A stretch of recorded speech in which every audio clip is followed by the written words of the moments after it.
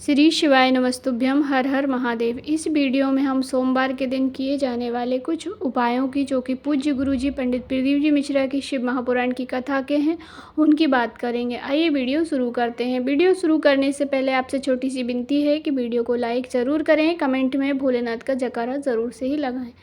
तो पहला जो उपाय है, गुरुजी ने अभी हाल ही में पूर्ण हुई विदिशा की शिव महापुराण कथा में बताया है। गुरुजी ने कहा, यदि आप कभी किसी विषम परिस्थिति में आ जाएं, कभी बहुत प्रयास के बाद भी आपको कोई कार्य नहीं हुआ है, कोई कामना नहीं हुई है, आप कार्य कर करके, उपाय कर करके थक गए हैं, कई प्रयास किए परंतु आप सफल नहीं हुए हैं, तो आप माता सुख सुंदरी का एक उपाय ज़रूर से कीजिएगा। माता सुख सुंदरी भगवान भोलेनाथ की सबसे छोटी पुत्री हैं और कहते हैं कि माता पिता बच्चों की बात कभी नहीं टालते। आप माता सुख सुंदरी से कहेंगे तो भोलेनाथ ज़रूर से ही उस कामना को आपकी पूरा ज़रूर कर देंगे।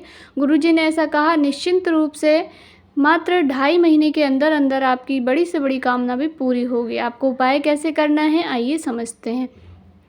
आपको लेनी है 5 बेलपत्री, 1 लोटा शुद्ध जल लेना है। आपकी जब इच्छा पड़े तब चले जाएं, परंतु सावन के सोमवार भी आ रहे हैं और सोमवार का दिन, मासिक शिवरात्रि, प्रदोष का दिन बहुत ही पवित्र दिन होते हैं। यदि आप इन पर उपाय करेंगे तो आपको इसका फल अनंत गुना हो करके मिलेगा। तो 5 बेलपत्री ले लीजिए, 1 लोटा जल ले लीजिए और महादेव जी के मंदिर आपको पहुंच जाना है। सबसे पहले आपने जो बेलपत्री ली है, बेलपत्री को माता अशोक सुंदरी के स्थान पर समर्पित कीजिए। कैसे करेंगे? पहली बेलपत्री आप चढ़ाएंगे, डंडी का भाग होना चाहिए जिस ओर से जल बह करके नीचे जाता है, उस ओर डंडी का मुख करेंगे। बीच वाली पत्ती महादेव की ओर होगी। दूसरी पत्ती जब आप चढ़ाएंगे तो जो बीच वाली पत्ती है उसी के ऊपर आपको दूसरी बेलपत्री की डंडी रखनी है। इसी क्रम में आपको 5 बेलपत्री चढ़ा देनी है। उसके बाद आपको श्री शिवाय नमस्तुभ्यम कहते हुए अपनी हाथ की 3 उंगलियों को रख देना है महादेव। जहाँ पर आपने बेलपत्री समर्पित की है उस पर आपकी जो बीच वाली उंगली है और अंगूठे के साइड वाली उंगली, इस प्रकार से आप छोटी उंगली और अंगूठे को छोड़कर बीच की 3 उंगली को रख करके अपने दिल की बात, अपनी कामना माता सुख सुंदरी से कह दीजिए। जो भी आपकी कामना है आप कह करके फिर आपको जो 1 लोटा जल है उसे आपने दोनों हाथों में पकड़ना है और उत्तरमुखी होकर के बैठ जाना है। जिस ओर से जल बहकर जाता है उसके ठीक अपोजिट शिवलिंग के ठीक पीछे आपको बैठ जाना है। फिर आपको श्री शिवाय नमस्तुभ्यम कहते हुए दोनों हाथों से लोटे का जल समर्पित कर देना है। बस इतना ही करना है। गुरुजी ने कहा, इस उपाय को आप कभी भी किसी भी दिन करके देखिएगा, आपकी बड़ी से बड़ी कामना भी 2.5 से 3 महीने के अंदर पूरी ज़रूर होगी। गुरुजी ने 3 महीने का कहा भी नहीं है, गुरुजी ने सिर्फ इतना ही कहा है कि 2.5 महीने से पहले ही आपकी कामना पूरी होगी। आप करके देखिएगा। दूसरा उपाय गुरुजी ने बताया, कोई बेटा है, बेटी हैं जिनका विवाह कई वर्षों से नहीं हुआ है, उम्र निकली जा रही है, 30 साल 40 साल उम्र हो गई है, आप परेशान हो चुके हैं, रिश्ते भी आना बंद हो गए हैं, आपने विवाह की उम्मीद भी छोड़ दी है, तब भी आप एक उपाय को करके देखेंगे। माता अशोक सुंदरी का ही यह भी उपाय है। माता अशोक सुंदरी भगवान भोलेनाथ की सबसे छोटी पुत्री हैं और भगवान भोलेनाथ कहते हैं कि माता अशोक सुंदरी से जो कुछ मांगता है उसकी कामना ज़रूर से पूरी होती है। तो जिनका विवाह नहीं हो रहा है उन्हें मात्र अपने हाथ का स्पर्श करना है। माता अशोक सुंदरी के स्थान पर अपना एक सीधा हाथ रख करके अपने विवाह की कामना, जो जिस प्रकार का आपको वर वधू चाहिए उस प्रकार की कामना करिए। बस इतना ही करना है। यह उपाय पर गुरुजी ने सोमवार की अष्टमी को करने को कहा है। सोमवार की अष्टमी अगस्त माह में है।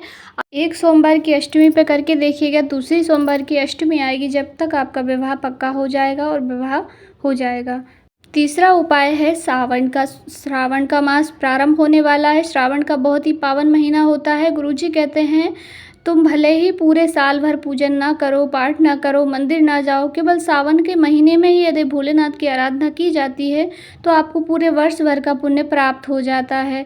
तो यदि आप कोई भी व्रत नहीं करते हो डेली, अर्थात जो सोमवार आते हैं प्रत्येक सोमवार का व्रत नहीं करते हैं, कोई भी उपवास नहीं करते हैं, तो आप सावन के सोमवार का मात्र व्रत कर लेते हैं और पूजन पाठ कर लेते हैं तो आपको पूरे व्रतों का पुण्य प्राप्त हो जाता है। तो सावन के महीने में आप एक नियम बनाएं, चाहे आप मंदिर जाएं, यदि आप मंदिर ना जा सके, वैसे तो सोमवार को सभी मंदिर जाते हैं श्रावण के सोमवार को, पर यदि मंदिर आपके घर से बहुत दूर है, आप नहीं जा सकते, असमर्थ हैं, तो अपने घर में आप पार्थिव शिवलिंग का निर्माण ज़रूर से करें। अब पार्थिव शिवलिंग के लिए आपको कहीं नहीं जाना है, अपने घर की गमला में ही छोटा सा शिवलिंग बना करके आप छोटी सी शिवलिंग नुमा आकृति बनाकर उन्हीं की पूजन करें। चावल चढ़ाएं, चंदन चढ़ाएं, बेलपत्री यदि आपको मिल जाती है तो बेलपत्री चढ़ाएं।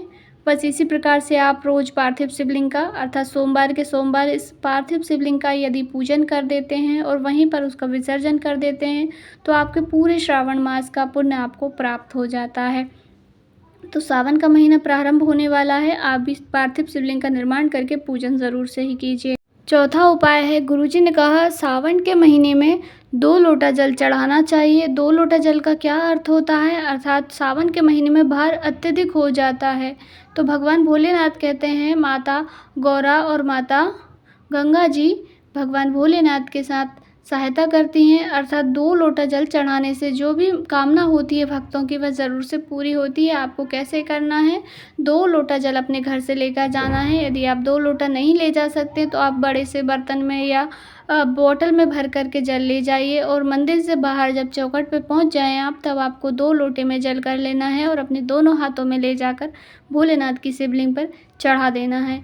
इस नियम को आप पूरे सावन के महीने भर बनाइए। यदि पूरे सावन आप नहीं कर सकते तो सोमवार, मासिक शिवरात्रि, प्रदोष जब जब सावन में ये तिथियां पड़ें तब आप जल चढ़ाएंगे तो भी आपको पुण्य की प्राप्ति होगी। गुरुजी ने कहा यदि आपको संतान की प्राप्ति नहीं हुई है, कोई आपके आस पड़ोस में ऐसी महिलाएं हैं जिन्हें संतान नहीं हुई है तो उन्हें भी 2 बेलपत्री और 2 लोटा जल सावन के महीने में चढ़ाना चाहिए, संतान की प्राप्ति अवश्य ही होगी।